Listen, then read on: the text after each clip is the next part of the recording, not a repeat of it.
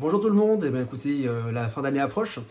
On vient de passer les 800 abonnés sur la chaîne, ce qui me fait donc extrêmement plaisir. Donc je vais déjà à commencer par ça, en fait, c'est aussi pour ça, c'est ce qui m'a motivé à faire cette vidéo, puisque ça fait un sacré moment que j'ai rien fait. En cause le fait que j'ai beaucoup de boulot et que malheureusement je ne peux pas libérer assez de temps libre pour faire les vidéos que je voudrais vous faire. Mais j'avais demandé il y a quelques temps de ça ce que je pourrais faire comme sujet et on m'a signalé que une petite vidéo sur le thème de la bande dessinée, ça serait pas mal, puisque on va se rappeler qu'avant de faire des vidéos, qu'avant d'être prof de bio, qu'avant de faire un tas d'autres choses à droite et à gauche que de tester des sabres laser. D'ailleurs, encore un gros merci à tous ceux qui vont sur la vidéo de sabre laser, de la review des savoir ce que j'ai fait l'an dernier, puisqu'elle a dépassé les 7000 vues, ce qui à mon petit niveau est beaucoup. En général, je fais des vidéos qui sont à 250 vues quand tout va bien, donc une vidéo qui en fait 7000 pour moi c'est assez surréaliste. Donc merci à ceux qui continuent encore aujourd'hui d'aller voir cette vidéo régulièrement pour trouver des infos. Et promis, le jour où je fais un autre achat de sabre laser, je vous ferai également une review. Mais là, j'avais demandé donc récemment, puisque maintenant j'ai le droit de mettre des posts sur YouTube, qu'est-ce qui pourrait être intéressant comme vidéo? Est-ce que ça vous brancherait dans une vidéo sur les réalités, on va dire, du métier d'auteur de bande dessinée? Et sur un résultat de 3 personnes, en fait, de 100% de réponses, on m'a signalé que c'est un sujet qui pouvait intéresser. Donc voilà, je ne sais pas ce que diront les autres. Évidemment, il n'y a peut-être pas tout le monde qui a vu le post. Et puis dans tous les cas, je sais que d'une façon générale, ma malédiction habituelle des réseaux sociaux fait que j'ai rarement beaucoup d'interactions. C'est comme ça. Voilà, ça fait quelques années que c'est comme ça. Je pense qu'il faut que je me fasse à l'idée. Maintenant, voilà, bon, j'ai posé cette question. Est-ce que ça vous intéresserait d'avoir quelques infos sur la réalité du métier d'auteur? On m'a dit oui, et comme c'est une question qu'on pose aussi assez régulièrement quand je fais l'intervention dans des classes ou que je fais des petites conférences, soit en marge des festivals BD, des choses comme ça, je me suis dit que ça pourrait être pas mal que je vous tienne un petit peu au courant. Voilà, donc, parce que je sais pas pour vous, je sais pas quelles infos on peut trouver. Aujourd'hui, à l'heure d'Internet, on trouve beaucoup d'infos sur le net, donc c'est vrai que c'est intéressant, mais il est facilement tentant de se laisser concentrer, de se laisser, on va dire, attirer particulièrement par les vidéos, enfin pas les vidéos, mais comment je trouve pas mon mot, voilà, ça commence, voilà, je fais une vidéo, comme d'hab, de toute façon je me plante dans mes mots en cours de route, ça peut être facilement tentant de se laisser, on va dire, séduire uniquement par les aspects, on va dire, un peu glamour du métier. C'est-à-dire, on va vendre des BD, on va rencontrer des fans, on va faire de la thune, on va être célèbre, on va être connu, on va dessiner super bien, ça va être trop bien, enfin le grand épanouissement artistique, financier, personnel et compagnie. La réalité du métier d'auteur de BD, évidemment, c'est pas ça. Il y a des cas, heureusement, de très gros succès de BD, il y en a même un certain nombre. Mais voilà, des superstars de la BD avec des gens qui deviennent extrêmement riches avec ça, il n'y en a pas non plus beaucoup. Il y en a quelques-uns, ça va se compter en quelques centaines. Quelques centaines sur plusieurs milliers d'auteurs. Et comme les dernières études statistiques le montrent, en général, sur l'ensemble des auteurs de BD qu'on a en France, on est quelques milliers. Il y en a la moitié qui aiment dans la BD, en tout cas, vivent sous le seuil de pauvreté.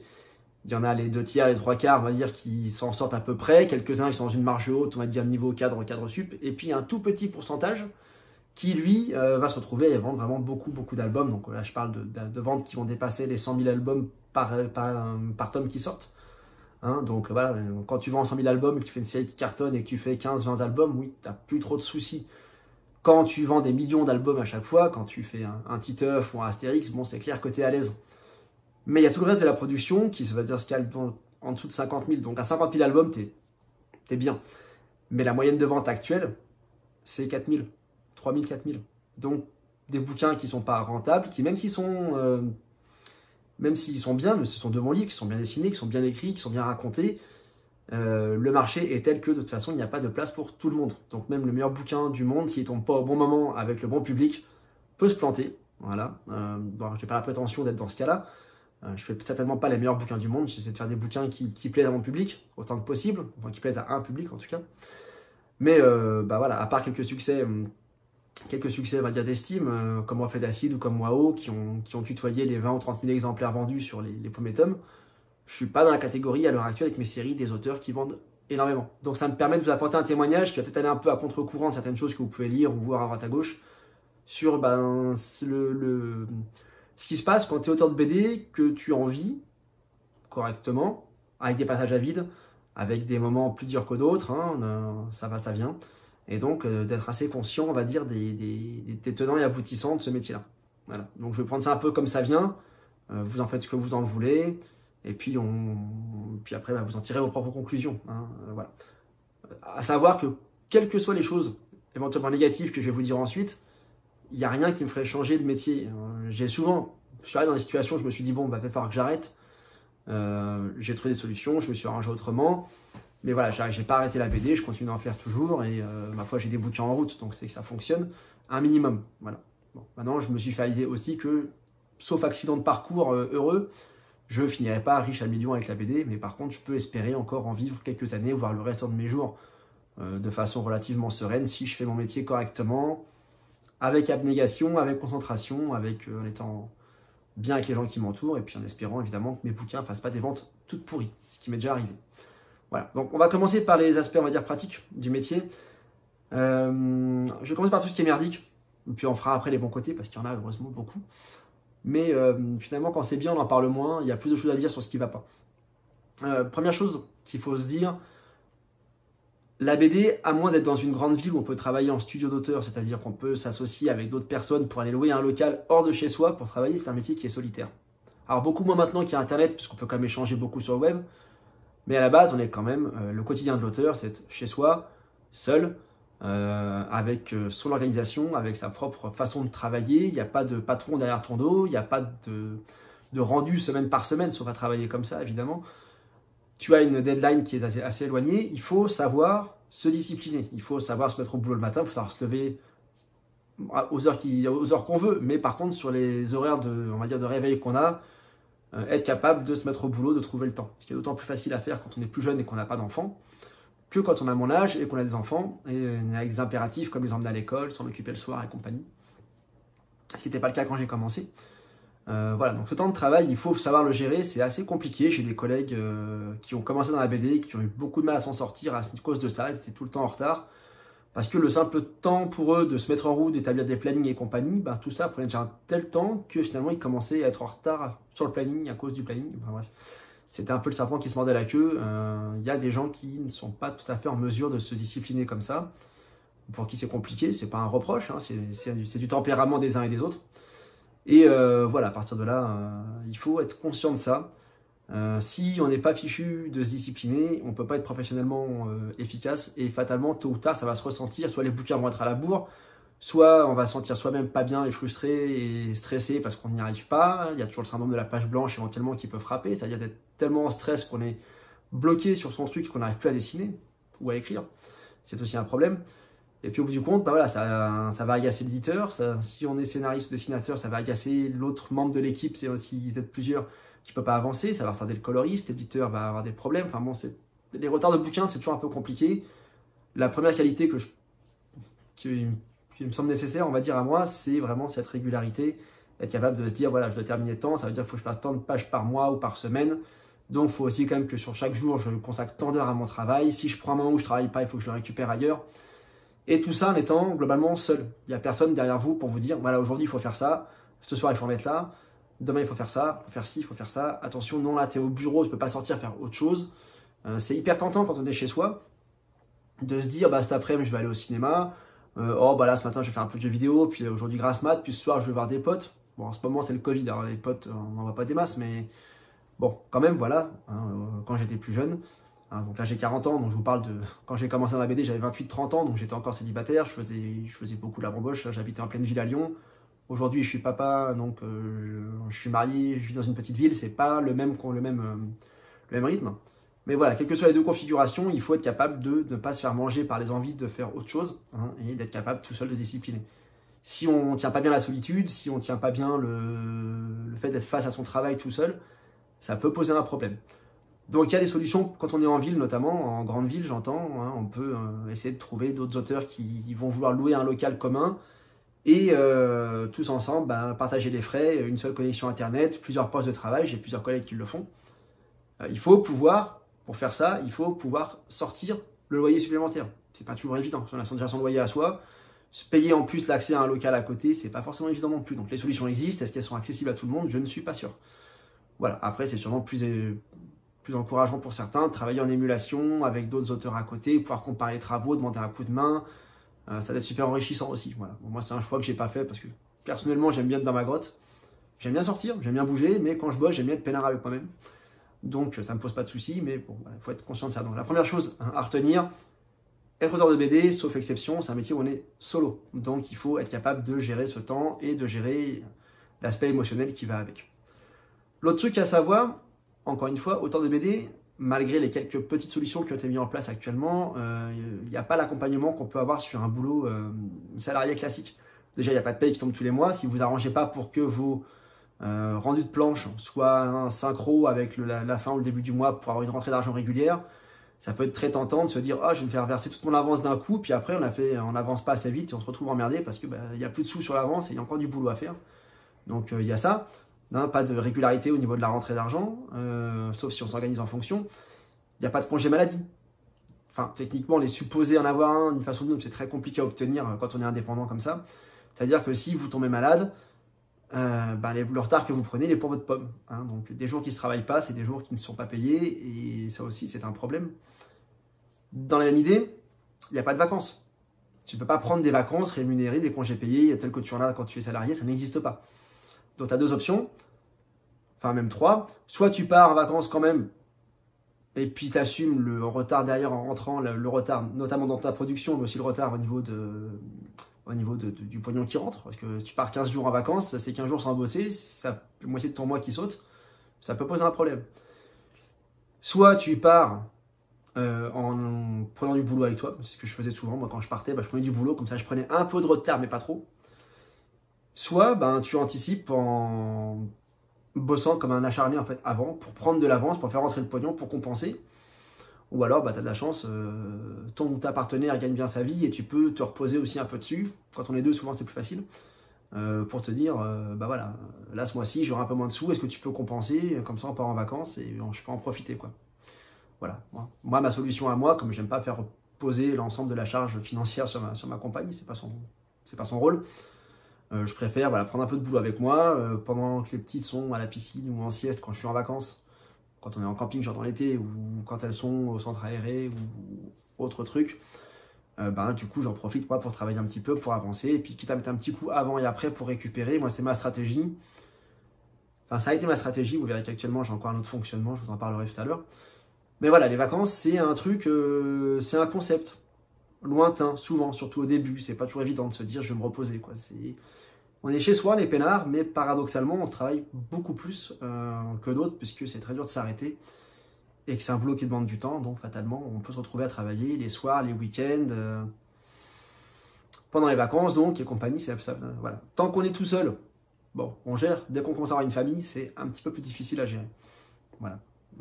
Exemple typique, là j'ai mes enfants, avant 9h du matin je peux pas travailler parce que il faut emmener chez la nounou, à l'école, faut le temps de revenir, machin. À midi, bon, il y a la cantine, heureusement. Le soir, même avec du périscolaire, à 5h30, 6h, faut récupérer les enfants, puis il y a les bains, puis il y a la bouffe, puis il y a les couchers. T'arrives, tu finis de manger, toi il est 21h, 22h, après, si tu as tout un temps de boulot qui saute, alors que quand tu es tout seul, tu peux bosser entre midi et deux, tu peux bosser en fin de journée, tu peux bosser la nuit si tu as envie, enfin bon, tu peux bosser les week-ends, personne t'attend. Donc il faut faire attention à gérer ces trucs-là. Donc pas de congé maladie, pas de vacances et fatalement pas de chômage. Et il est là le plus gros problème. Pas de chômage, ça veut dire que tant que tu bosses, tant que tu es sous contrat, tant que tu fais ta BD, tu vas gagner ta vie plutôt correctement. Les planches, si l'éditeur est correct, sont payées entre 200 et 300 € la page. Si c'est moins, c'est pas assez, mais bon, ça c'est encore un autre problème. Par contre, quand ça s'arrête, soit tu as anticipé à temps, et tu as pu anticiper, tu as eu la possibilité de le faire, ce qui n'est pas toujours évident, donc tu as un contrat pour un tome 2 qui t'attend, pour une nouvelle série éventuellement. Ce qui veut dire que pendant que tu travaillais sur ta BD, tu as fourni un effort supplémentaire pour préparer un autre dossier que tu vas présenter en plus, pour espérer faire la bascule et sauter d'un projet à l'autre. Même en l'anticipant, il se peut que ce projet-là ne se signe pas parce qu'il n'a pas convaincu les éditeurs, et que tu as à la fin de ton contrat, tu rentres à 46e page, et démerde-toi. Voilà, c'est là le problème, tu n'as pas de chômage, tu passes de... Admettons que tu bosses vraiment bien, tu as un bon rythme de travail, tu es à 2-3 000 € par mois, tu passes à zéro et tu n'as rien à part te dire, bon maintenant il faut que je me dépêche de faire un nouveau projet très vite, ou alors tu vas bosser à l'intérim en faisant un boulot un peu... je ne vais pas dire un boulot à la con, parce qu'il n'y a pas de boulot à la con de mon point de vue, mais un boulot qui n'est pas celui que tu faisais jusqu'à présent, ça peut être assez frustrant de se dire... Moi j'ai eu une période où j'ai dû revenir sur autre chose. Tu le vis comme assez comme un retour en arrière. Quand tu as été indépendant dans la BD, quand là d'un coup tu n'as plus de rentrée d'argent avec la BD et que tu dois faire un métier classique, tu as le sentiment d'avoir raté un truc, quoi. Sauf si c'est une stratégie qui est voulue, évidemment. Mais quand tu as tout donné pour la BD, eh ben voilà, c'est un problème. Donc c'est un aspect, on va dire, logistique, pratique et financier qui est pas très glamour, on en parle peu, parce que la BD, on aimerait imaginer que c'est un monde d'artistes merveilleux, mais en fait, voilà, il y a quand même une réalité derrière dont il faut être conscient, de se dire que quand ce métier-là s'arrête, bah, tu vas pas te retrouver, t'as pas d'argent en fait. Et sans argent, t'es emmerdé. C'est con, hein, mais c'est comme ça. Donc il faut voilà, anticiper ces choses-là, il faut faire attention. C'est pour ça que quand on a déjà un métier, il faut pas tout lâcher d'un coup pour se dire tiens, ça y est, j'ai signé un album de BD, c'est parti, c'est la fête. Loin de là, au contraire, je pense qu'il faut se garder des marges de sécurité, bon, sauf à être un pur artiste qui ne veut ne faire que ça, évidemment, ce que je respecte tout à fait. Donc, avec abnégation, quelque part, et en prenant en compte ces risques, se lancer à 100% là-dedans, avec éventuellement le risque de se retrouver à un moment donné coincé. Voilà, il y a plusieurs stratégies. C'est aussi un peu paradoxal, parce que finalement, si tu prends on va dire, si tu prends des risques, on va dire ça comme ça, tu es obligé de te donner à 100% dans ton métier. Donc tu fais que de la BD, mais avec le risque de se retrouver avec rien quand ça s'arrête. Et si tu te dis, je vais garder un métier en sécurité à côté, ben, tu n'as pas autant de temps que tu voudrais pour dessiner, et quelque part, ça peut bloquer aussi un peu l'évolution. Parfois, ça dépend un peu des personnes, mais pour progresser en dessin, il faut pouvoir complètement s'immerger dans ce qu'on fait. Et si on dessine le soir entre la poire et le fromage, et puis le reste du temps, on a un métier à côté, c'est pas toujours évident non plus pour progresser. Donc l'équilibre, hein, là-dedans, de comment travailler, n'est pas facile à trouver. Quand tu commences à 20-25 ans, tu te dis ouais, youpi, la BD c'est toute ma vie, je fais que ça, machin. Et puis quand tu arrives à mon âge, alors je suis pas vieux non plus, hein, mais tu as plus d'obligations qui ne dépendent pas que de toi. Et voilà, si tu as réussi à t'installer dans la BD correctement, que tu gagnes bien ta vie avec, bon, la question se pose moins. Si tu as des bouquins qui se vendent assez pour te faire des droits d'auteur régulièrement, qui peuvent compenser quand tu es entre deux projets, tant mieux. Mais dans le cas normal, ben, si tu bosses plus, tu n'as pas de droit d'auteur qui tombe, tu n'as plus de sous et puis tu es coincé. Donc il faut faire attention à ça, il faut en être conscient. En tout cas, après les choix qu'on fait là-dedans appartiennent à chacun. Mais il faut faire attention à ce qu'on fait avec ça. Voilà. Après, bon, je ne vais pas entrer dans le détail des relations avec les éditeurs et compagnie ou avec les collègues. Ça, c'est encore un autre chapitre, hein. Ça peut très bien se passer comme très mal. Comme ça peut très bien commencer et très mal se finir. Dépendant des ventes, des relations, des coups de gueule, de ce qui va se passer. Voilà. Bon, encore une fois, j'ai eu des projets ou des relations d'éditeurs qui ont très très bien commencé. Ça s'est gâté en cours de route, soit parce qu'on a eu des désaccords, soit parce que j'ai des bouquins qui se vendaient pas bien. Et autant que l'éditeur soit ton ami au début quand tu vends bien, si au bout de X années, tes bouquins, pour X raisons, se plantent, il va être moins sympa qu'avant. Ou au pire, il va être compréhensif et sympa, mais il va quand même te dire, bon, là tu vends pas, donc voilà, ça peut brouiller des relations. Hein, voilà, tu peux aussi te fâcher avec un auteur plus connu que toi, et ça m'arrive aussi. Et forcément, l'éditeur, il ira pas prendre son parti, c'est normal, quelque part. Donc, il faut faire un peu attention à tout ça. Mais ça, c'est encore un autre aspect du boulot. Ça rentre plus dans la relation de travail avec les collègues et les partenaires, ça, c'est encore autre chose. Voilà, en tout cas, ce qu'il faut bien avoir en tête, c'est un métier qui est solitaire et sur lequel il n'y a pas beaucoup en fait, de marge de sécurité si on décide de se lancer à 100% là-dedans. Hein. Donc, je récapitule. Hein. Pas de congé maladie, pas de congé tout court, pas de chômage. La retraite, on verra bien si on la touche un jour. Hein. C'est toujours entre deux réformes, mais c'est toujours un peu le bordel. Donc voilà, il faut faire attention à tout ça. Il y a évidemment des bons côtés, quand même, on va pas se mentir. Déjà, le fait de vivre de sa passion, c'est tout con, c'est cliché de dire ça, mais vivre de sa passion, c'est quand même un super kiff. Se lever le matin, je vais dessiner mon histoire, ma BD, mes dessins, mes persos, ça c'est top. Je vais faire un bouquin, il y a des gens qui vont le lire, je vais aller les rencontrer en dédicace. Ça, c'est la partie qui est très bien. C'est une belle récompense après quand tu as fait 6-8 mois de travail acharné sur ton bouquin qui sortent, tu pars en dédicace, tu vas rencontrer les gens et là, c'est quand même le moment le plus satisfaisant. Si ton bouquin a marché, évidemment. Parce que d'un autre côté, arriver en festival BD et se retrouver seul à un stand où les gens ne s'intéressent pas à ton travail, c'est assez humiliant. Ça peut être assez dur aussi de concevoir le fait que ton bouquin ne sera pas forcément un succès. Tu peux faire, encore comme je disais en ouverture, tu peux faire un très bon bouquin. Et simplement parce qu'il n'y a pas assez de lecteurs pour toutes les nouveautés qu'il y a chaque semaine, ton bouquin a de fortes chances de au mieux marcher moyennement, voire ne pas marcher du tout. Et quand tu vas recevoir tes chiffres de vente, ça aussi, ça peut faire un gros coup au moral. Tu peux te dire, merde, j'ai des super critiques dans la presse, les gens ont dit que mon bouquin était bien, les gens qui l'ont lu l'ont bien aimé, et pourtant, il ne s'est pas beaucoup vendu. Et ça peut être dur aussi à digérer au niveau du moral quand tu n'es pas préparé à ça. Il y aura toujours des exceptions, il y a toujours des gens qui vont commencer, vont faire leur premier projet, leur première sortie, leur premier bouquin, bam, ça va cartonner direct, ils sont partis. Il y a des cas comme ça. Est-ce que c'est le cas majoritaire? Non, je ne crois pas. Hein, voilà. Il y en a qui vont devoir recommencer, reprendre les choses. s'acharner, réussir un peu plus, se planter sur un projet suivant, redémarrer, avoir des passages à creux, se dire tiens, est-ce que c'est de ma faute, est-ce que c'est de la faute du public, où est le problème, hein, tout ça, ça peut vite emmener, si on n'est pas un petit peu solide, ça peut vite emmener dans un tas de considérations personnelles qui peuvent être assez désagréables pour le moral. Voilà. Bon, il m'arrive de faire des hauts et des bas. Il y a des moments où je suis tout refait, ouais, je fais le bouquin, je suis content, machin. Ah, mes ventes c'est pourri, j'ai fait de la merde, personne n'aime ce que je fais. Bon. Ça va faire partie du quotidien. En plus, on est tous déjà de base en tant que dessinateur en train de toujours de se dire le voisin fait mieux que moi. Donc en plus, on se rend compte que les bouquins se vendent moins bien que ceux des autres. Ça peut aussi être dur à encaisser. Donc voilà, il y a des gens qui se découragent très vite, qui vont arrêter parce qu'ils n'encaissent pas forcément cette tension, ce stress psychologique de fond.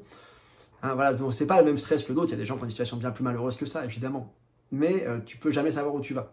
Sauf à avoir un truc qui a vraiment beaucoup de succès. Et encore, un gros succès ne garantit pas que la suite va marcher aussi bien. Mais tu te retrouves dans une situation où tu es en train de te dire, voilà, bon là je bosse, mais dans 6 mois, qu'est-ce qui va m'arriver? Là, je viens de faire un bouquin, je suis bien, mais est-ce qu'il va se vendre? S'il se vend pas, est-ce que l'éditeur va vouloir continuer la série? S'il continue pas la série, est-ce qu'il va vouloir me donner ma chance sur une autre série? Si la seconde ne marche pas, est-ce que je vais pouvoir en faire une troisième? Ou est-ce qu'il va falloir que je change tout à zéro et que je passe 6 mois, 1 an de galère avant de me dire que je vais pouvoir redémarrer? Voilà, c'est compliqué. Si je parle de mon cas personnel, par exemple, hein, voilà, histoire de mettre un petit peu de cas concrets avec ça, j'ai démarré pas trop mal avec la Tour de Kila à l'époque, mon spin-off du Donjon de Nullbug quand j'ai démarré chez Clair de Lune en 2008. Je dis pas trop mal, j'avais vendu 7 ou 8 000 du premier, et pourtant il était moche. Mais le contexte de BD 10 ans en arrière, 15 ans en arrière était beaucoup plus facile qu'aujourd'hui. Vendre 7 ou 8 000, c'était une mauvaise vente. Aujourd'hui, tu fais ça, t'es super content. Donc c'était pas une vente de ouf. La suite de la série s'est cassé la gueule très vite.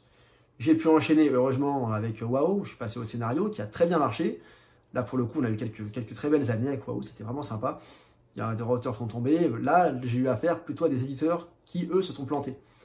Une série qui a ralenti, parce que il faut l'entretenir, une série, si l'éditeur ne fait pas un peu son boulot derrière, ben, ça s'essouffle, en fait, au bout d'un moment. Il y a des séries, encore une fois, qui s'entretiennent elles-mêmes très très bien. Il y en a qui sont être un peu soutenues. Une série qui n'a aucune com, tôt ou tard, elle finit par s'essouffler. C'est ce qui s'est passé avec WoW. Puis l'éditeur s'est planté, et puis bon, bah, après, il s'est passé ce qui s'est passé. Il y a eu Reflet d'Acide, toujours chez Clair de Lune, puis chez Delcourt, qui a très bien démarré aussi, encore une fois, de très bonnes années. Les tomes 1 sont autour de 25-30 000 exemplaires, on était très contents, très bonne communauté, mais là aussi, l'éditeur a attendu que le succès se fasse tout seul.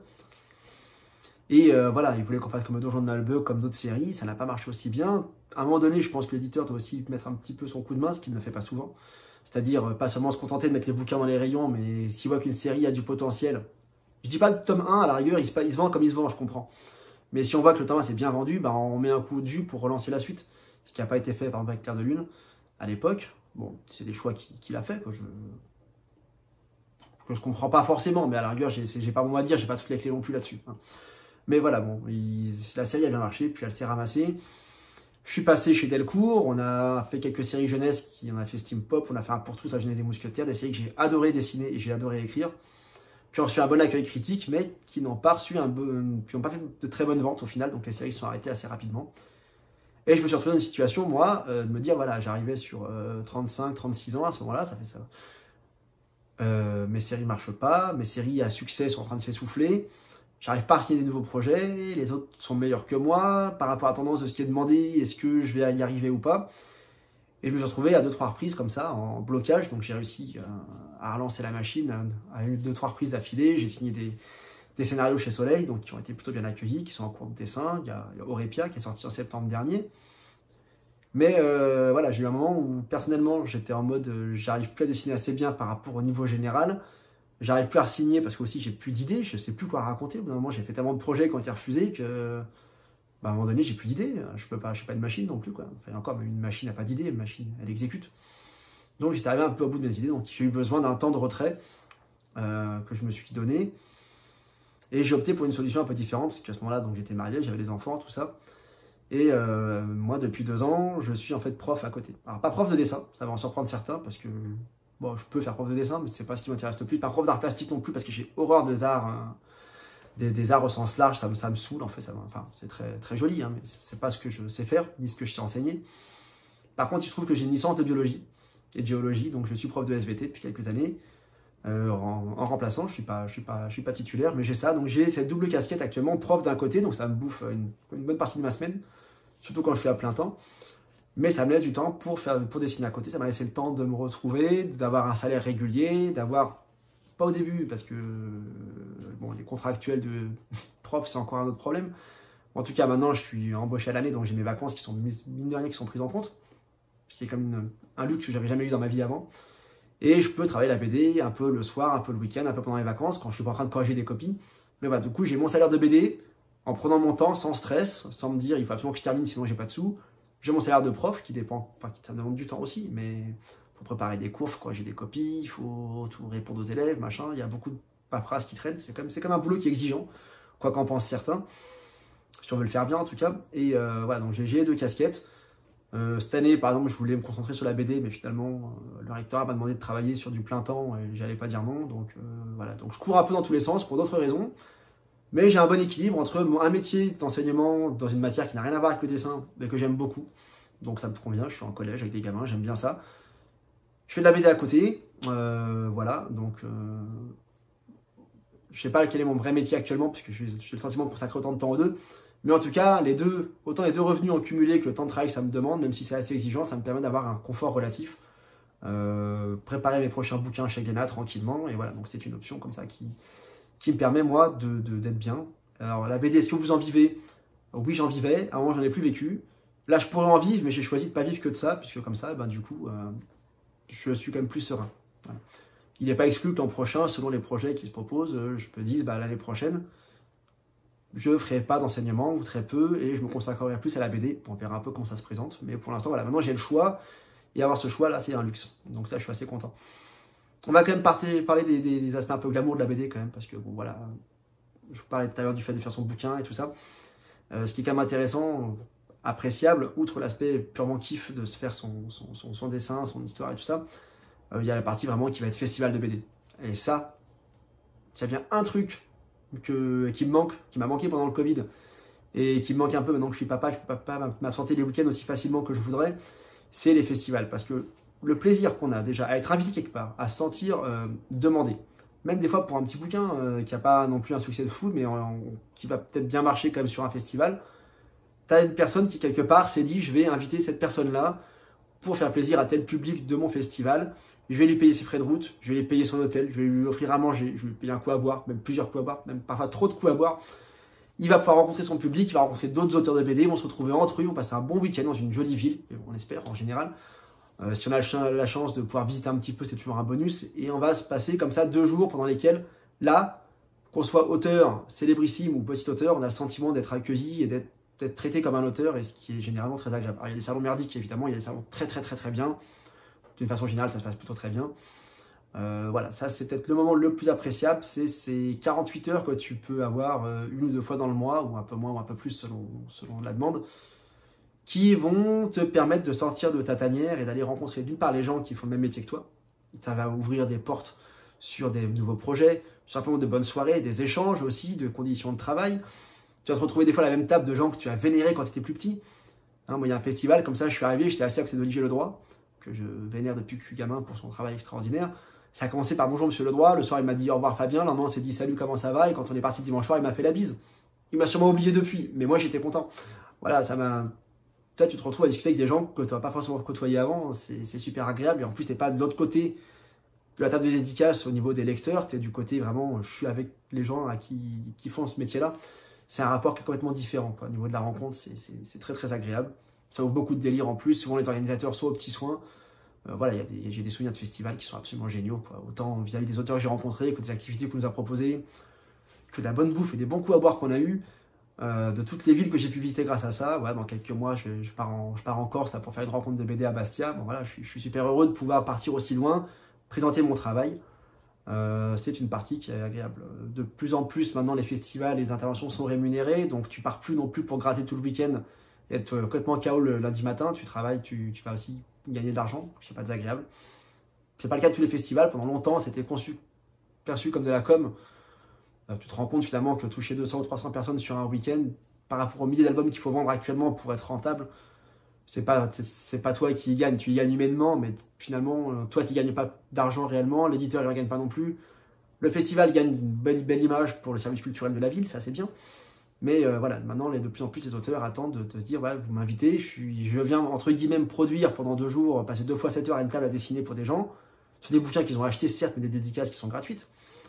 La moindre des choses, c'est d'avoir une petite rémunération qui va avec. Quand tu embauches un groupe de musique pour qu'ils viennent se produire sur un festival, tu lui dis pas juste, bah c'est bien, tu vends tes CD et puis tu vas te produire gratos.